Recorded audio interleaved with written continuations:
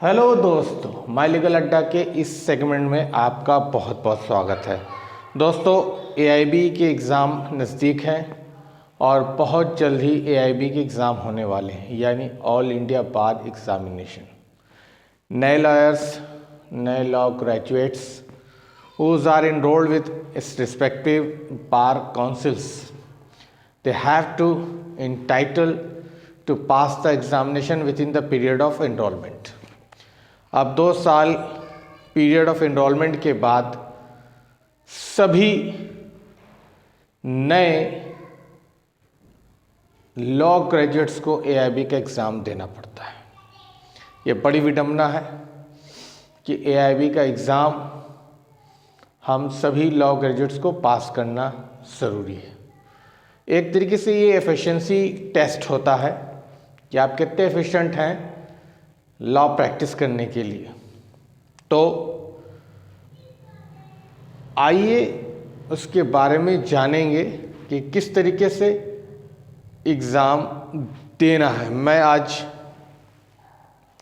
पढ़ाने के लिए आया नहीं, क्योंकि पढ़ाने के लिए वक्त है नहीं। मैं सिर्फ आपको एक ट्रिक्स बताऊंगा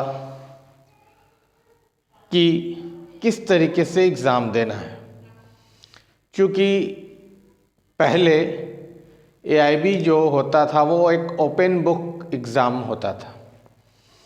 उसके बाद बीसीआई ने, बार काउंसिल ऑफ इंडिया ने एग्ज़ामिनेशन का पैटर्न चेंज किया।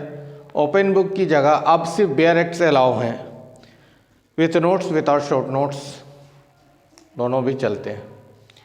अब करना ये होता है, एआईबी में एग्ज़ामिनेशन में 100 मार्क्स के पेपर होते हैं। अब इन 100 मार्क्स के पेपर को हमें 3 घंटे में सॉल्व आउट करना होता है, जो कि ऑब्जेक्टिव लेवल के एग्ज़ाम ऑब्जेक्टिव क्वेश्चंस होते हैं। और ये ऑब्जेक्टिव क्वेश्चंस 3 घंटे के ओवरऑल ड्यूरेशन में हमें पास करने होते हैं। अब इसका सिलेबस क्या होता है वो जानना भी ज़रूरी है।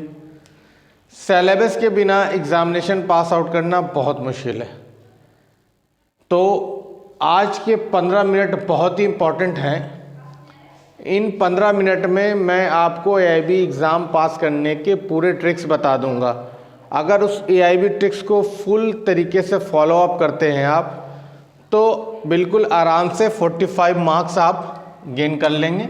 45 मार्क्स लाना है जनरल को, और अदर्स को आई थिंक 30 to 35, इतने नंबर लाने।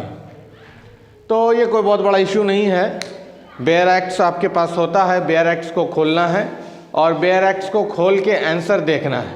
लेकिन ये अपने आप में बहुत ही ट्विस्टेड और बहुत ही कॉम्प्लिकेटेड वर्क होता है कि अचानक से एक अल्टरनेट क्वेश्चंस आपके सामने आए और उस अल्टरनेट क्वेश्चन को देखकर उसका आंसर ढूंढना, क्योंकि लॉ एक बहुत बड़ा फील्ड है, बहुत बड़ा वास्ट फील्ड है, जहाँ आंसर को ढूंढ पाना 3 घंटे में बुक अवेलेबल होने के बाद भी कभी कभी आसान नहीं होता है, क्योंकि लॉ इंटरप्रिटेशन और लॉ के जो फिगर्स हैं वो आसान नहीं होते। क्वेश्चन कभी कभी ट्विस्ट करके भी आपके सामने पेश किया जाता है।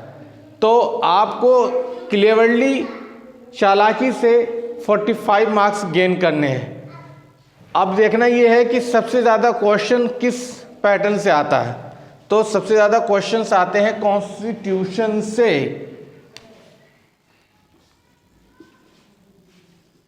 कॉन्स्टिट्यूशन एक पेपर होता है, कॉन्स्टिट्यूशन ऑफ लॉ,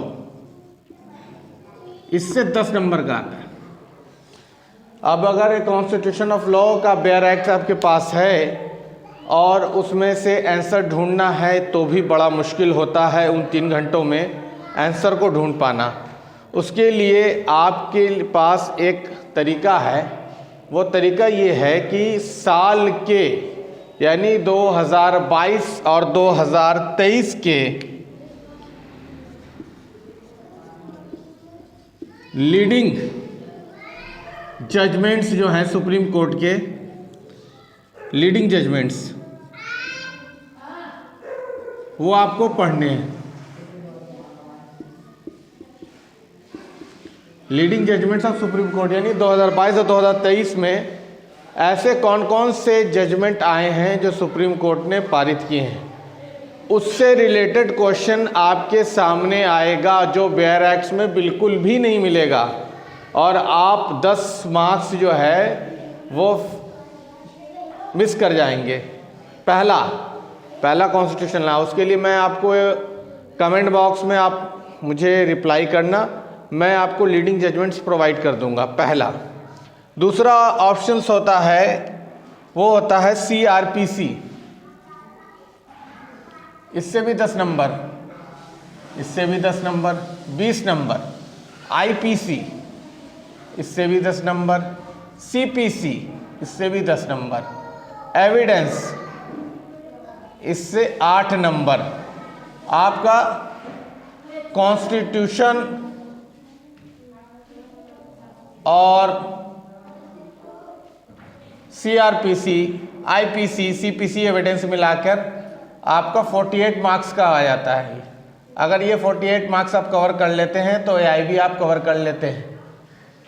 अब इस 48 मार्क्स को आप कैसे कवर अप करेंगे, बाकी की तो बाद में बात होगी। 48 मार्क्स को कवर अप करने के लिए सबसे पहले कॉन्स्टिट्यूशन में मैंने जो बताया है 2022 से 2023 के leading judgements of supreme court पढ़ के जाएंगे, वो आसानी से मिल जाएगा। अगर किसी को उपलब्ध ना हो तो मुझे कमेंट बॉक्स में रिप्लाई करे, मैं उसको तुरंत मुहैया करा दूंगा। सेकंड, CRPC को कैसे कवर करेंगे। CRPC को कवर करने के लिए कोई ज़्यादा इश्यूज़ नहीं है। CRPC के जो इंट्रोडक्शन, जो प्रेफरेंस, जो लिस्ट होती है, जो चार्ट होती है, जहाँ सेक्शन वाइज से कॉलम लिखा रहता है, चैप्टर 1, चैप्टर 2, ये आपको पता होना चाहिए कि चैप्टर 1 में कौन से सेक्शंस हैं, चैप्टर 2 में क्या मिलेगा, चैप्टर 3 में क्या मिलेगा। ये आपको याद रखना है। याद इस तरीके से रखना है कि चैप्टर 1 में क्या कॉलम था, चैप्टर 2 में क्या था, चैप्टर 3 में क्या था, चैप्टर 4 में क्या था, चैप्टर 5 में क्या था। अगर इतना याद रखेंगे तो आसानी से बुक ढूंढने नहीं पड़ेगी। एक page bye page, 1 by 1 you have not to be search a question, you are going to be follow up in one stance। एक बार में आप पन्ना खोलोगे और वहाँ पे आंसर आपको अवेलेबल होगा। थोड़ा सा माइंड इंप्लीमेंट करना होगा, माइंड चलाना होगा, माइंड लगाना होगा। जैसे अगर मान लीजिए क्वेश्चन होता है how to adjourn the proceeding in the court, 4 column दिए होंगे, उन चारों कॉलम में देखना है। अब कॉलम देखने के लिए पूरा बुक ढूंढोगे तो एक क्वेश्चन में कम से 15 मिनट 20 मिनट चला जाएगा। तो इसलिए फॉलोअप ये करना है कि हमें ये पता होना चाहिए कि CRPC में कितने चैप्टर्स हैं, कितने सेक्शंस हैं, उन सेक्शंस को याद रखना है। अगर वो सेक्शन याद नहीं है तो AI भी पास आउट नहीं कर पाओगे। सेकंड है IPC। IPC क्या है? IPC जो है एक सब्सटेंटिव लॉ है और CRPC जो है प्रोसीजरल लॉ है। प्रोसीजरल लॉ में किस तरीके से लॉ इम्प्लीमेंट होगा, किस तरीके से कानून की प्रक्रिया का अनुपालन होगा, वो CRPC मिलेगा। IPC में क्या मिलेगा? डेफिनेशन मिलेगा। सारे जो कानून हैं उसका डेफिनेशन और उसके पनिशमेंट मिलेगी। तो ये तरह तो आपको पढ़ना पड़ेगा पहले।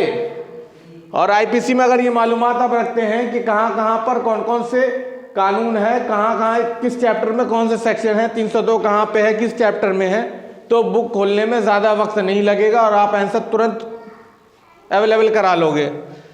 तीसरा है CPC। CPC में 2 चीज़ें देखनी होती हैं, ऑर्डर और सेक्शन।